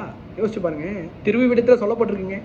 சில காரியங்கள் முக்கியமாக புரிஞ்சுக்கணும். என்ன அப்போது ஒரு காரியத்தை நல்லா புரிஞ்சுக்கணும். எனவே இயேசு கிறிஸ்துவை தெய்வமாக வணங்கி கொண்டிருக்கிற யாராக இருந்தாலும் ஒன்று தான். என்ன எல்லாம் ஒன்று தான் நீங்கள் சொல்லவே முடியாது. நான் எல்லாம் ஒன்று தான் பிரதர் வணங்குறேன் சொல்லவே முடியாது. நீங்கள் சொன்னால் நீங்கள் அந்த ராஜாவுக்கும் மற்ற அந்த ராஜ்யத்துக்கும் துரோகம் செய்கிறீங்க. நீங்கள் மேலும் நீங்கள் பொல்லாதவர்கள் என்று பைபிள் சொல்லுதுங்க. நான் சொல்லுங்க, நீங்கள் பொல்லாதவர்கள் பைபிள் சொல்லுது. இயேசு என்னும் ராஜாதி ராஜா சொல்கிறாருங்க. இந்த ராஜாவுக்கு விரோதமாக நீங்கள் ஏதாச்சும் ஒரு பண்ணுறீங்களா? தயவு செஞ்சு பண்ணாதீங்க. ஒருவேளை பிரதர் நான் தெரியாமல் பண்ணிட்டேன் பிரதர், தயவு செஞ்சு இன்றைக்கு மனம் திரும்புங்க. இன்றைக்கு உங்கள் வாழ்க்கை மாற்றப்படும். இன்னொன்று ஒரு விஷயம் கூட தெளிவாக சொல்லப்பட்டிருக்கு. சிலை வழிபாடே இருக்கக்கூடாதுன்னு திருவிவிலியத்தில் சொல்லுது. நான் சொல்ல, பைபிளில் சொல்லுது, திருவிவிலியத்தில் சொல்லப்படுது. பாருங்கள், விடுதலை பயணம் சொல்லப்பட்டிருங்க. விடுதலை பயணம் நம்ம எடுத்து வாசிப்போம். யாத்ராகமம் 20ஆம் அதிகாரத்தில் தெளிவாய் சொல்லப்பட்டிருக்கு. யாத்ராகமம் 20ஆம் அதிகாரம். ஆனால் திருவிவிலியத்தில் விடுதலை பயணம் என்று சொல்லப்பட்டிருக்கு. விடுதலை பயணத்தில் 20ஆம் அதிகாரத்தில் இப்படியே சொல்லப்பட்டிருக்கு பாருங்கள். நான் அதுக்குள்ளே நம்ம தமிழ் படிக்கிறேன் பாருங்கள். ஓப்பன் ஆகிடுச்சு பாருங்கள். திருவிவிலியம் 20ஆம் அதிகாரத்தில் படிக்கிறேன் பாருங்கள். திருவிவிலியம் 20ஆம் அதிகாரத்தில் இப்படியே சொல்லப்பட்டிருக்கு. என்னென்னா 1-3 வசனங்களில் சொல்லப்பட்டிருக்கு பாருங்கள். கடவுள் தந்த கட்டளைகள் உண்மைதானங்க. கடவுள் தந்த கட்டளைகளில் என்ன சொல்கிறார் பாருங்க, கடவுள் அறிய வார்த்தைகள் இவைகளே, நானே உன் கடவுளாகிய ஆண்டவர், அடிமை வீடாகிய எகிப்து நாட்டில் நின்று உன்னை வெளியேறச் செய்தவர், என்னை தவிர தெய்வங்கள் உனக்கு இருக்கிறதால் ஆகாது சொல்லியிருக்காமே எங்கள் கடவுள். மரியாதை கடவுளாக வணங்கிக்கணும். எங்கே சொல்ல பாருங்கள், மேலே விண்வெளியில், கீழே மண்ணுலகில், பூமிக்கடிய நீர்த்திரளில் உள்ள யாதொன்றிலான சிலையையோ ஓவியத்தையோ நீ உருவாக்க வேண்டாம். நீ அவைகளை வழிபடவோ அவற்றிற்கு பணிவிடை புரியவோ வேண்டாம். இதை தான் சொல்ல வரேன் நான். என்னன்னா, ஏனெனில் உன் கடவுளும் உன் ஆண்டவருமாகிய கர்த்தர் நான் இதை சகித்து கொள்ள மாட்டேன். என்னை புறக்கணிக்கும் மூதாதையரின் பாவங்களை பிள்ளையின் மேல் 3ஆம் 4ஆம் தலைமுறைட்டும் தண்டித்து தீர்ப்பேன். யோசிச்சு பாருங்க. நான் சொல்லுங்க, இயேசு சொல்கிறாருங்க. இயேசு சொல்கிறார், ரொம்ப முக்கியம். எத்தனை பேருக்கு நம்புறீங்க? எத்தனை பேர் நம்புறீங்க இன்றைக்கு? அப்போது எல்லாம் ஒன்று தான் பிரதர், நாங்கள் பண்ணிக்கிறோன்னா, நீங்கள் ராஜாவுக்கு துரோகம் செய்கிறீங்க, அந்த ராஜ்யத்துக்கு துரோகம் செய்கிறீங்க. ரொம்ப முக்கியங்க, ரொம்ப முக்கியம். கேட்டுக்கொண்டிருக்க எத்தனை பேருக்கு விளங்குதுங்க? எத்தனை பேருக்கு விளங்குது? ஓகே, ரெண்டாவது என்ன சொல்கிறாங்கன்னா, பிரதர் உதவினாச்சு செய்யலாம்ல பிரதர். அதே வசனத்தில் தான் சொல்லப்படுது பாருங்க, பைபிள்லேயும் சொல்லப்படுது. என்னென்னா, என்னது, அவற்றிற்கு நீங்கள் அவர்களை வழிபடவும் அவற்றிற்கு பணிவிடை புரியவும் வேண்டாம். பணிவிட கூட செய்யக்கூடாதுன்னா உதவி கூட பண்ணக்கூடாது. ஏன் யோசிச்சு பாருங்கள். இப்போ உங்களுக்கு நல்ல ஒரு உதாரணம் சொன்னால் உங்களுக்கு நல்லா புரியும். நீங்கள் இயேசுவை ராஜாவாக ஏற்றுக்கொண்டு அவருடைய ராஜ்யத்தில் இருக்கும்போது நான் மற்ற ராஜாவை மகிமுன்படியாக நீங்கள் உதவி செய்யன்று எப்படி சொல்ல முடியும்? இப்போ உதாரணம் சொல்ல பாருங்கள், உலகில் இருக்கிற ராஜா கிட்ட போயிட்டு நீங்கள் சொல்கிறீங்களா? சொல்ல முடியுமா? ராஜா, நான் உங்களுக்கு தான் பண்ணுறேன், உங்களை தான் நான் மையப்படுத்துகிறேன், ஆனால் அட் த சேம் டைம் மற்ற ஒரு ராஜாவையும் போயிட்டு நான் அவருக்கும் உதவி பண்ணணும், ஏன்னா அவருடைய நாமும் மையப்படுத்த முடியாது, நான் பண்ணுறேன் ராஜா அப்படி சொன்னால் அந்த ராஜா ஏற்றுப்பாரா? நிச்சயமாக அந்த ராஜா ஏற்றுக்க மாட்டார் பாருங்க. இன்றைக்கு நான் சொல்லுகிறேன், கிறிஸ்தவர்களுக்கு சொல்கிறேங்க, இயேசு கிறிஸ்துவை தெய்வமாக வணங்கி கொண்டிருக்கிற கிறிஸ்தவர்களுக்கு சொல்கிறேன், இயேசு கிறிஸ்து சொல்கிறாரு, மற்ற ராஜா மகிமைப்படும்படி உதவி செய்கிறதுனா அது வேலை செய்கிறது, கிரியை செய்கிறது, இது அவரை மறுதளிக்கிறதுக்கு சமம் என்று சொல்கிறாரு. என்ன பிரதர் சொல்கிறீங்க? மறுதளிக்கிறதுக்கு சமம்? ஆமாங்க. நீங்கள் உதவி நீங்கள் போயிட்டு இல்லை பிரதர், உதவி தானே பிரதர், மறுதளிக்கிறது சமம் என்று பைபிள் சொல்லுது. நீங்கள் போயிட்டு ஹெல்ப் பண்ணுறது அந்த ராஜா மையப்படும்படியாக என்னது, அந்த தெய்வம் மையப்படும்படியாக நீங்கள் போயிட்டு எந்த ஒர்க் பண்ணாலும், எந்த வேலை பண்ணாலும் பைபிள் தெளிவாக சொல்லுதுங்க, நீங்கள் இயேசு கிறிஸ்துவை அந்த ராஜாவை மறுதளிப்பதற்கான சமம். ஏங்க அந்த ராஜா பாருங்கள், உலகத்தில் இருக்கிற ராஜாவே ஒத்துப்பாங்களா? ஒத்துக்க மாட்டாங்க. அது எப்படி? அப்போ என்ன காட்டுனா அந்த ராஜா சரி கிடையாதுன்னு காட்டுது. ஏங்க இன்றைக்கு நான் பேசுகிற எல்லா காரியமும் நான் அழுத்தி சொல்கிறேங்க. இன்றைக்கு நான் பேசுகிற எல்லா காரியமும் கிறிஸ்தவர்களுக்காக பேசுகிறேன், பெந்தகோஸ்தக்காரர்களுக்காக பேசுகிறேன்.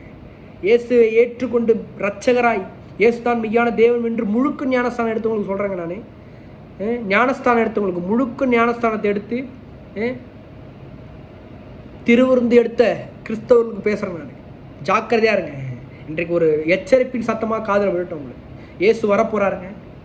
சந்திக்க ஆயத்தமாக இருக்கு. நீங்கள் ஒருவேளை பிரதர் நான் தெரியாமல் பண்ணிட்டேன் பிரதர், எனக்கு தெரியாமல் நான் உதவி போயிட்டேன் போயிட்டு என்னை மன்னிச்சிரு, என்ன ஏன் என்ன மன்னிப்பெல்லாம் கேட்க தேவையில்லை. ஒருவேளை தேவன் உங்களுக்கு உணர்த்தினார்னா தேவன்கிட்ட போங்க. இயேசு ராஜா கிட்ட ஓடுங்க. ராஜாவே என்னை மன்னிங்க, இயேசுவே என்னை மன்னிங்க, பிதாவாகிய தேவன்கிட்ட கேளுங்க. பிதாவாகிய தேவனே என்னை ஒரு விஷயம் மன்னிங்க, நான் தவறு செஞ்சுட்டேன், என்ன ஒரு விஷயம் மன்னிங்க, நான் உங்களுக்கு விரோதமாக பாவம் செஞ்சுட்டேன், உங்களுடைய நாமத்தை நான் மறுதளிச்சிட்டேன். உண்மையாங்க பாருங்கள், என்ன கூட கேட்டாங்க பாருங்கள், என் ரூம்மேட்ஸ் கேட்டாங்க, தம்பி இது மாதிரி நாங்கள் வைக்கிறோம், நீ வந்து ஹெல்ப் பண்ணு கொஞ்சம் காரியம். என்ன சொன்னேன், என்னால் முடியாதுன்னா, என்னால் வர முடியாது, மன்னிச்சிருங்க அப்படின்னு. பாருங்கள் தம்பி, இல்லை நீங்கள் நிச்சயமாக கொடுத்தே ஆகணும் அப்படின்னாங்க. நிச்சயமாக கொடுத்தாகணும். எல்லாம் கேட்டாங்க, ரூம்மேட்டில் இருக்கும் எல்லாருமே தானே, எல்லாருமே கொடுக்குறாங்க தம்பி, உனக்கு என்னப்பா? நான் சொன்னேன், இல்லைங்க நான் வேற ஒரு ராஜா வணங்கிட்டு இருக்கேன், நான் இயேசு என்னும் ராஜாவை மகிழ்ப்படும்படியாக தான் என்னுடைய பணங்கள்லாம் இருக்கணும். பாருங்கள் என் பணம் பாருங்கள் ரொம்ப முக்கியம். நான் பண்ணுற வேலை ஏதாச்சும் எடுத்து வைக்கணுமா, அதை கூட ஏதாச்சும் தூக்கி அது இயேசு ராஜா மகிமைப்படுத்தும்படியாக அந்த ஒர்க்கில் தான் இருக்கணும். பாருங்கள் எத்தனை பேருக்கு விளங்குதுங்க இன்றைக்கு? விளங்குதா? நிச்சயமாக விளங்கும். பாருங்கள் மத்தேயு 10:33 சொல்கிறாரு பாருங்கள், மனுஷர் முன்பாக என்னை மறுதளிக்கிறவன் எவனோ. மனுஷர் முன்பாக எப்படிங்க இயேசுவை மறுதளிக்க முடியும் ஒரு மனுஷனால்? ஏன்னா கிரியை செஞ்சு கிரியை மூலமாக என்ன பண்ண முடியுது, மறுதளிக்க முடியுது. பாருங்கள் இப்போ ஒரு காரியம் நல்லா புரிஞ்சுக்கணும். என்ன, நீங்கள் வேறொரு ராஜாவை வணங்கும்படி நீங்கள் உதவி செஞ்சீங்கன்னா அது தேவனை மறுதளிக்கிறதுக்கு சமம் என்று பைபிள் சொல்லுது, நான் சொல்ல. அப்போது நீங்கள் சில பேர் சொல்லுவாங்க, பிரதர் மற்றவர்களுக்காக செஞ்சிட்டேன் பிரதர், என் ஃப்ரெண்டு சொன்னான் பிரதர், எங்கள் தாய் தாக்கம்னு சொன்னாங்க பிரதர், இல்லை என் பிள்ளை நிமித்தமாக நான் இதெல்லாம் பண்ணிட்டேன் பிரதர். இந்த மற்ற ராஜா மையப்படும்படியாக மற்ற ராஜா வணங்கும்படியாக மற்ற ராஜாவை நான் மகிமைப்படுத்தும்படியாக மற்ற கடவுளை மகிமைப்படுத்தும்படியாக நான் இப்படிலாம் செஞ்சுட்டேன் பிரதர். இல்லைங்க, பைபிள் சொல்லுது நீங்கள் இயேசுவை மறுதளிக்கிறீங்க, நீங்கள் உங்கள் ராஜாவை மறுதளிக்கிறீங்க, உங்கள் கிரியேட் மூலமாக ராஜாவுக்கு துரோகம் செய்யுது. இன்னைக்கு மனம் திரும்ப இயேசு ஆனாலும் சொல்கிறாரு பாருங்க, நம்ம தேவன் நல்ல தேவனுங்க. மத்தேயு 4:14 சொல்லப்படுது பாருங்கள், இயேசு அது முதல் மனம் திரும்புங்கள் பரலோக ராஜ்யம் சமீபித்திருக்குது. யோசிச்சு பாருங்கள், இன்றைக்கி வாயை திறந்து சொல்லாமா? ஒருவேளை நீங்கள் யோசிக்கலாம், பிரதர் நான் எனக்கு தெரியல பிரதர், இன்றைக்கி சொன்னதுனால தான் பிரதர் எனக்கு தெரியுது, இத்தனை நாளும் நான் அப்படி தான் பிரதர் இருந்துட்டேன், நான் அப்படி இருந்துட்டேன், எல்லாமே ஒன்று தான் நினச்சிட்டு இது பண்ணிட்டேன், இப்போ தான் பிரதர் எனக்கு புரியுது, நான் வேற ஒரு ராஜ்யத்தில், நான் தேவனுடைய ராஜ்யத்தில் இருக்கேன், என் ராஜா இயேசு கிறிஸ்து, இந்த ராஜாவை தவிர நான் யாரையும் வணங்க மாட்டேன். ரொம்ப முக்கியமாக அதே போல் இந்த ராஜாவுடைய நாமம் இயேசு கிறிஸ்து, இந்த ராஜாவுடைய நாமம் மகிமைப்படும்படி தான் நான் இருக்கணும். மற்ற ராஜா மகிமைப்படும்படியாக நான் எந்த வேலையும் பண்ண மாட்டேன், எந்த உதவியும் பண்ண மாட்டேன். பாருங்கள் ரொம்ப முக்கியம். என்ன பிரதர் எல்லாரும் செய்கிறாங்க, எல்லாரும் செஞ்சுட்டு போடுமே. ஏங்க பைபிள் தெளிவாக சொல்லிடுச்சுங்க, எல்லாமே நம்ம பார்த்தோம். பாருங்கள் மரியாதை பற்றி பார்த்தோம், தெளிவாக சொல்லுது. கிறிஸ்தவர்களுக்கு பேசுகிறாங்க, நாங்கள் கிறிஸ்தவர்களுக்கு பேசுகிறேன். இன்றைக்கி ஒரு வேளை பிரதர் நான் தெரியாமல் போயிட்டேன் பிரதர், நிறைய உதவி பண்ணியிருக்கேன் பிரதர், கடவுள் என்னை இது பண்ணுவாங்க. நிச்சயமாக அவங்க இன்றைக்கு நீங்கள் மனம் திரும்புங்க. இன்றைக்கு ஒரு வாய்ப்பு தேவன் உங்களுக்கு கொடுக்குறாரு பாருங்க, மனம் திரும்புங்க. யோசிக்கலாம், பிரதர் என் ஃப்ரெண்டுக்காக பண்ணிட்டேன் பிரதர் போயிட்டு. இல்லைங்க, இன்றைக்கு மனம் திரும்புங்க, கர்த்தர் உங்களை மாற்றுவாங்க. என் தாய் தாப்பனுக்காக பண்ணிட்டேன் பிரதர், அவங்க சொல்லிட்டாங்க நான் பண்ணேன் பிரதர், என் பிள்ளைங்க இது மாதிரி பண்ணாங்க பிரதர், என்னுடைய ஒய்ஃப் இதை மாதிரி சொன்னாங்க பிரதர், அதனால தான் பிரதர் நான் பண்ணேன். இல்லைங்க, நீங்கள் இயேசுவை மறுதளிக்கிறீங்க, கிரியேட் மூலமாக இயேசுவை மறுதளிச்சிட்டீங்க. இல்லைங்க, இன்றைக்கு நீங்கள் மனம் திரும்ப, உங்கள் வாழ்க்கை மாற்றப்படும். இயேசு உங்கள் கூட இருக்காரு. இயேசுவை நீங்கள் வாயை திறந்து அறிக்கை செய்யுங்க. நீங்கள் சொல்லாமா? எல்லோரும் சொல்கிறீங்களா? இன்றைக்கு வாயை திறந்து சொல்கிறீங்களா? ஒரு வேளை நீங்கள் பிரதர் நான் தெரியாமல் பண்ணிட்டேன், இல்லை பிரதர் நான் தெரிஞ்சே பண்ணிட்டேன், இன்றைக்கு மனம் திரும்ப. இன்றைக்கு ஒரு வாய்ப்பை இயேசு கிறிஸ்து தராங்க. காலம் சமீபமாக இருக்கிறதா பார்த்து பாருங்க. என்ன, தேவராஜ்யம் வரப்போகுதுங்க, தேவராஜ்யம் வரப்போகுது, தேவ வரப்போகிறார், ராஜா வரப்போகிறார், இயேசு ராஜா வரப்போகிறாருங்க. அவர் ஆட்சி செய்ய போகிறார் இந்த பூமியில். அவருக்கு துரோகம் செய்தவர்கள்லாம் ரொம்ப கஷ்டம், ராஜ்யத்தில் இடமே இருக்காது அப்படின்னு சொல்லப்படுதுங்க, பைபிளில் சொல்லப்படுது. எவ்வளோ நன்மைகளை அனுபவிச்சிருக்கீங்க நீங்கள் தேவன்கிட்டேருந்து, இயேசு ராஜா கிட்ட எவ்வளோ நன்மைகளை அனுபவிச்சிருக்கீங்களா? உண்மை தானேங்க, அனுபவிச்சிருக்கீங்க தானே. அப்புறம் எப்படிங்க துரோகம் பண்ண முடியுது உங்களால்? என்னையும் தான் சேர்த்து சொல்கிறேன் பாருங்க. சின்ன வயசுலாம் இருக்கும்போது தெரியாமல் பண்ணியிருக்கேன் பாருங்க, பல விஷயங்கள் பண்ணியிருக்கேன் பாருங்க. போயிட்டு உதவி செய்கிறது இப்போ புரியுது, நல்லா புரியுது. இல்லை நான் என்னுடைய ராஜாக்கு எப்படி என்னால் எனக்கு துரோகம் பண்ண முடியும்?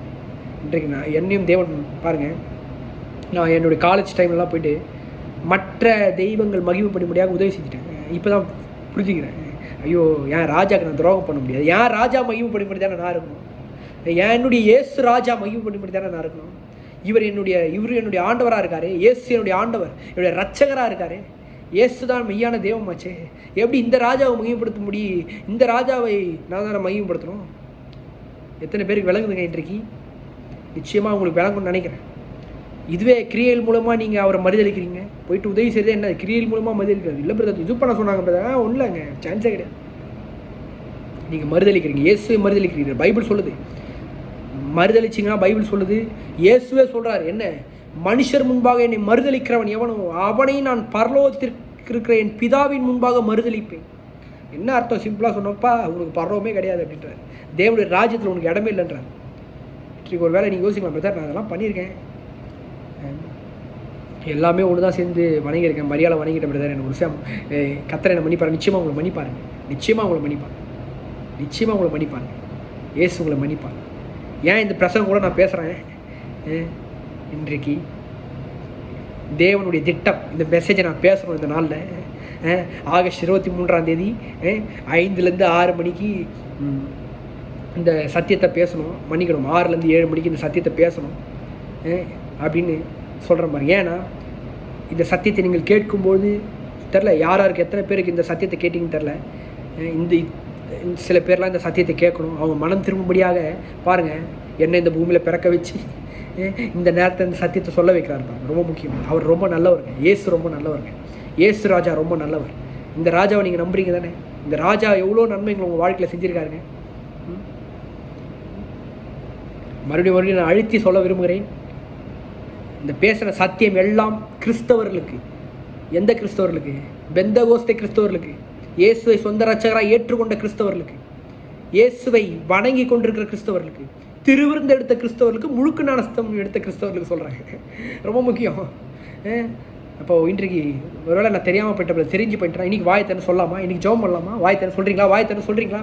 இயேசு கிறிஸ்து தான் என்னுடைய ராஜா சொல்லுங்கள். இயேசு கிறிஸ்துவே என்னுடைய ராஜா. பிதாவாகிய தேவன்கிட்ட கேளுங்க, மன்னிப்பை கேளுங்க. பிதாவாகிய தேவனே என்ன ஒரு விஷயம் மன்னிங்க, பிதாவாகிய தேவனே என்ன ஒரு விஷயம் மன்னிங்க. என்னுடைய அறியாமையினால் மற்றவங்க என்ன நினச்சிப்பாங்க, மற்றவங்க என்ன பேசிடுவாங்க, நான் தெரியாமல் பண்ணிட்டேன், தெரிஞ்சு பண்ணிட்டேன். இதெல்லாம் இன்றைக்கு என்னுடைய மனக்கண்களை திறந்தீங்களே, அதற்காக ஸ்தோத்திரம். பிதாவாகிய தேவனே பிரகாசமுள்ள மனக்கண்களை எனக்கு கொடுத்தீரே, அதற்காக ஸ்தோத்திரம். இயேசு கிறிஸ்து தான் ராஜா. இந்த ராஜாவை தவிர நான் எந்த ராஜாவையும் நான் வணங்க மாட்டேன். இருளின் ராஜ்யத்தை நான் வணங்க மாட்டேன். ஒளியின் ராஜாவை தான் நான் வணங்குவேன். ஒளியின் ராஜா இயேசு ராஜாவை நான் வணங்குவேன். இயேசு தான் என்னுடைய ராஜா. எல்லாரும் வாய்த்தன்னு சொல்லுவோமா? ஒருவேளை நீங்கள் பிரதர் என் ஃப்ரெண்டு இது மாதிரி இருக்காங்க, என் குடும்பத்தில் எப்படி இருக்காங்க, இன்றைக்கி வாய்த்தரன்னு நீங்கள் சொல்லுங்கள். இயேசு ராஜா என்னுடைய ராஜா, அவர் தான் என் ராஜாதி ராஜா, அவர் என்ன ஆளுகை செய்யட்டும் சொல்கிறீங்களா? வாய்த்தர் சொல்கிறீங்களா? தேவனுடைய ராஜ்யம் எல்லாரும் வாய்த்தர் சொல்கிறீங்களா? தேவனுடைய ராஜ்யம் என் குடும்பத்தில் ஆளுகை செய்யட்டும். தேவனுடைய ராஜ்யம்னா என்னது?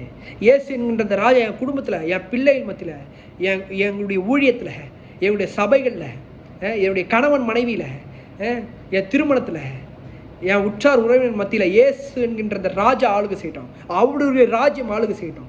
சொல்கிறீங்களா? உங்கள் சரீரத்தை பார்த்து சொல்கிறீங்களா? உங்கள் சரீரத்தில் வியாதியாக இருக்குன்னா சொல்லுங்கள், இயேசு இந்த சரீரத்தில் ராஜாவாக இருக்க. இந்த தேவனுடைய ராஜ்யம் என் சரீரத்தில் ஆளுகட்டும். தேவனுடைய ராஜ்யம் பொருளாதார ரீதியில் ஆளுகை பண்ணணும். சொல்லுங்கள், வாய்த்த சொல்லுங்கள். பணத்தில் ஆளுகை செய்யட்டும். தேவனுடைய ராஜ்யம் பணத்தில் ஆளுகை செய்யட்டும். இயேசு ராஜா என் பணத்தை ஆளட்டும். இயேசு ராஜா என்ன ஆளட்டும், என் வாழ்க்கையை ஆளட்டும். சொல்கிறீங்களா? வாய் திறந்து மீன் எத்தனை பேர் நம்புறீங்க? உங்களுக்காக நான் விசேஷமாக ஜெபிக்க போகிறேன்.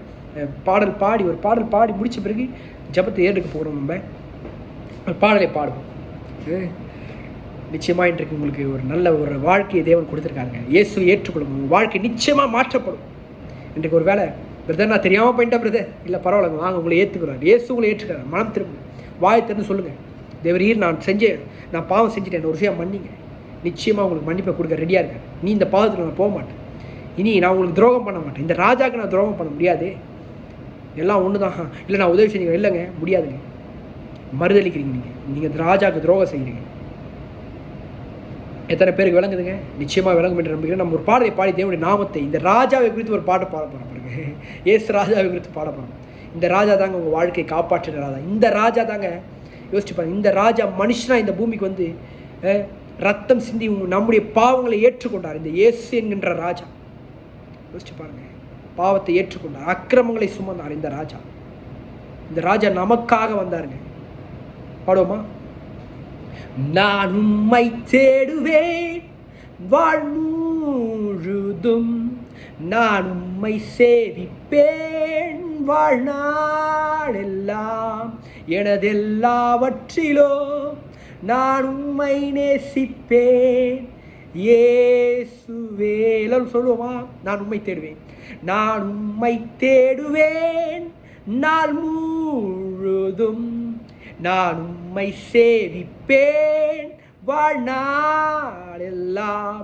எனதெல்லாவற்றிலோ நான் உம்மை நேசிப்பேன் இயேசுவே. எல்லாரும் சொல்லுவோமா? இயேசுவே ராஜா, இயேசுவே தேவன், இயேசுவே மீட்பர், இயேசுவே. எல்லாரும் சொல்லுவாமா? இயேசுதான் ராஜான்னு சத்தத்தை உயர்த்தி சொல்லுவோம். இன்றைக்கு ஒருவேளை நீங்கள் பிரதர் நான் தெரியாமல் பண்ணிட்டேன், என் ஃப்ரெண்ட்ஸ் சொன்னாங்கன்னு பண்ணிட்டேன், என் பிள்ளைகள் சொன்னாங்கன்னு பண்ணிட்டேன், என் தாய் தகப்பன் சொல்லிட்டான்னு பண்ணிட்டேன், என் கணவன் சொல்லிட்டான்னு பண்ணிட்டேன், என் மனைவி சொல்லிட்டான்னு பண்ணிட்டேன், இல்லை நானே அறியாமல் பண்ணிட்டேன். இல்லை இன்றைக்கு ஒரு வேளை மன்னிப்பு கேளுங்க, தேவன்கிட்ட பாடுங்க. இந்த பாட்டை பாடும் போதே உங்களுக்கு தெய்வீக விடுதலை உண்டாகும்.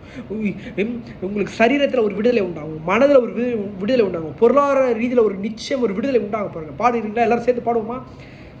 இயேசுவே ராஜா, இயேசுவே தேவன், இயேசுவே மீட்பர், இயேசுவே. எல்லாரும் சொல்லுவோம். நான் உம்மை தேடுவேன் நாள் முழுதும், நான் உம்மை சேவிப்பேன் வாழ்நாளெல்லாம். எனதெல்லாவற்றிலும் நான் உம்மை நேசிப்பேன் இயேசுவே. எத்தனை பேர் சொல்றீங்க இயேசுவை தேடுங்க? இயேசுவை நம் வாழ்நாள் முழுக்க தேடுங்க. அவர் நமக்காக இந்த பூமியில காயப்பட்டு மரித்து 3ஆம் நாளில் நமக்காக இன்று வரைக்கும் பிதாவிடத்தில் பரிந்து பேசி கொண்டிருக்காரு. இன்றைக்கு கேட்ட சத்தியங்கள் உங்கள் வாழ்க்கை மாற்றப்படட்டும். கிறிஸ்தவர்களுக்கு பேசியிருக்கேங்க, நான் நல்லா அழுத்தியே சொல்கிறேன். கிறிஸ்தவர்களுக்கு பேசியிருக்கேன், பெந்தகோஸ்தக்காரங்க பேசியிருக்கேன், திருவிருந்து எடுத்தவர்களுக்கு பேசியிருக்கேன். நான் கர்த்தர் நல்லவர், உங்களுக்கு கர்த்தர் மாற்றுவார், நிச்சயமாக மாற்றுவார். அவர் நம்புங்க, இயேசுவை நம்புங்க. இயேசு என்கின்ற ராஜாவை நம்புங்க. காலம் சமீபமாக இருக்குது, தேவன் வரப்போகிறாங்க, தேவராஜ்யம் வரப்போகுது. அதனால் டைம் இல்லைங்க. யோசிச்சு பாருங்க. இந்த சத்தியத்தை கேட்கறதுக்கு சிலருக்கு டைம் இல்லாமல் இருக்கு. ஒருவேளை இன்றைக்கு ஒருவேளை இயேசு கிறிஸ்து வர வாய்ப்புகள், பல வாய்ப்புகள், நிறைய டைம் இருக்குது. இப்போ கூட பேசுகிற நேரத்துக்குள்ள வர வாய்ப்புகள் இருக்குது. ஒருவேளை இன்றைக்கு மனம் திரும்புங்கள், பரலோக ராஜ்யம் சமீபம். நாம் ஜெபிப்போம். விசேஷமாக நான் சில ஜெபங்களை ஏறெடுத்த பிறகு பின்பு அப்பா அவங்க ஜெபிப்பாங்க, நாம் ஜெபிப்போம். பரலோக பிதாவே, திருக்குமாரன் இயேசுவின் நாமத்தால் வருகிறேன். தேவரீர் கேட்ட சத்தியங்கள் 1000 மடங்காக எங்களுக்கு பலன் கொடுக்க கிருபை தந்திராக அதற்காக ஸ்தோத்திரம். தேவரீர் உம்மை போல வேறொரு தேவன் இந்த பூமியில் இல்லை. நீர் பாத்திரராக இருக்கிறீர். நீர் ஒருவர் மாத்திரம், இயேசு ஒருவர் மாத்திரமே கனம் மகிமைக்கு பாத்திரராக இருக்கிறீர். அதற்காக ஸ்தோத்திரம்.